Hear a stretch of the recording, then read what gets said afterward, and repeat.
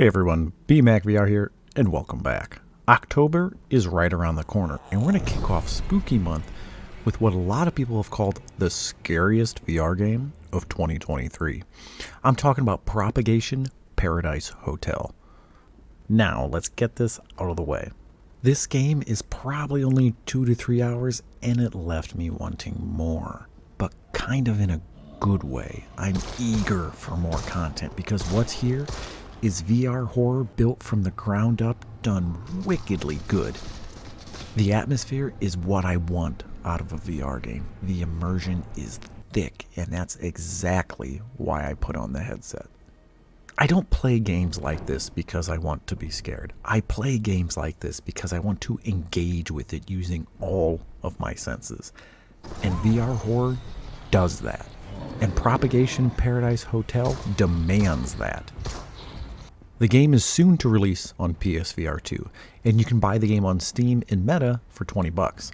But right now, PCVR players can actually pick it up in a humble bundle like I did for just $16. So let's see what kind of nightmare this game truly is. In Paradise Hotel, you take the role of Emily, the hotel's bartender. At least you were, until an illness turned everyone into a zombie. Maybe it was that bad drink you served. But don't worry, you found the best hiding spot possible. A stocked kitchen equipped with an armed security guard.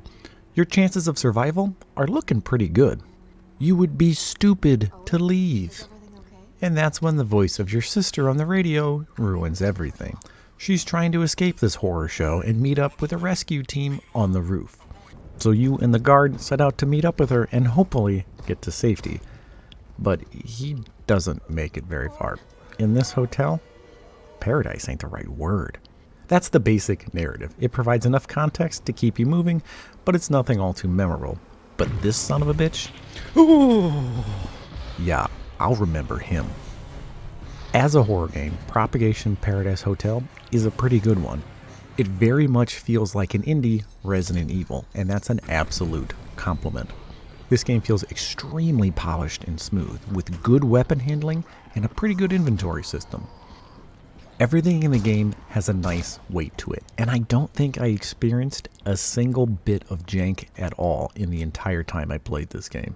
There really is nothing new or revolutionary here, it's just an extremely polished experience. Opening and closing doors feels great. Your gun and hands collide with the objects you can interact with. I do wish I could interact with more of the environment, but you can interact with just enough that'll give it a pass. If you've seen my other horror videos, you know I love a horror game with a rich atmosphere, and this is the stuff of nightmares. It will suck you right in. The oppressive darkness, the buzzing of flies, the thump of an approaching monster will have you on the edge. This is the type of atmosphere that you crave in a horror game. It's a blood-soaked nightmare that you never truly feel comfortable in, because at any moment, one of these dead zombies might not be all that dead. And you're gonna feel it. You just know that corpse is gonna wake up, but you gotta walk past it. Maybe you have walked past this same corpse 4 times now, but on the 5th, something changed. It's a potent recipe for tension. And a lot of the times you'll walk up to a door and not really want to open it, because this is certainly a jump scare game. If your heart isn't thumping playing this game, you might be a stone. The zombies themselves are quite varied and pretty damn horrific, and never feel all that easy to kill. They erratically move around, sometimes even bursting towards you in speeds you didn't think possible. They will latch onto you like a starved wrestler at a buffet. Thankfully, you can push them off, staggering them back a few vital steps. And hopefully you have enough ammo to take them down. You can shoot the little rats, but ammo can be scarce, and sometimes the only thing standing between you and red glowing eyes of death is your final round. In games like this, I actually like the feeling of being kinda low on ammo. It evokes more of a survival response. Oh yeah, and that flashlight you see there, it's kind of a piece of shit, but it's kind of supposed to be. It'll run out of batteries. How comforting is that? It's bright enough in the center, but only covers a small area. It really lends to the atmospheric stuff we talked about earlier. You're going to need to scour these terrifying hallways and rooms for batteries, ammo, health, and even some collectibles. Just don't spend too much time looking. The shooting and weapons feel really good with clean manual reloads and all the stuff VR players want out of their weapon handling. You're mostly going to be using the pistol, but you do eventually get a much needed shotgun. However, keep in mind how much noise you're making. The louder you get, the more zombies. They come in different shapes and sizes, sometimes bigger, sometimes smaller, and sometimes they look like mutated experiments.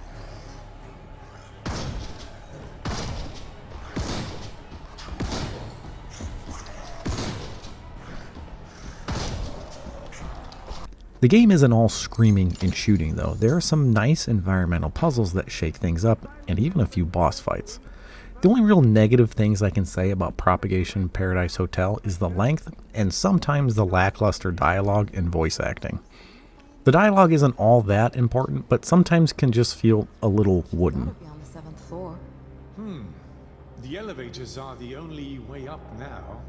I was just on my way to try to repair them. Now, I did complete the game in 3 hours on medium, but I don't really feel cheated in any way. As I said before, it's an extremely polished 3 hours, and that Humble Bundle sale is amazing. It does end on a bit of an abrupt cliffhanger, which actually gives me hope that we'll get more content. That could be a free update, paid DLC, or sequel. I have no idea. I can't seem to really find any info on it, but I have a feeling right now the devs are in full-on PSVR 2 mode. But I do think we'll see more content in the future. My gut says it's not a sequel with how the story ends, but I'm not going to spoil any of that here. Hopefully this video has helped you decide if this is the game for you. If you're looking for the scariest VR game of 2023, this might be it. For me, I think Village holds that crown, but it was my first horror game. If you like this video, give me a thumbs up and leave a comment. Let me know what the scariest game you've played is. Thanks for watching, and catch you next time.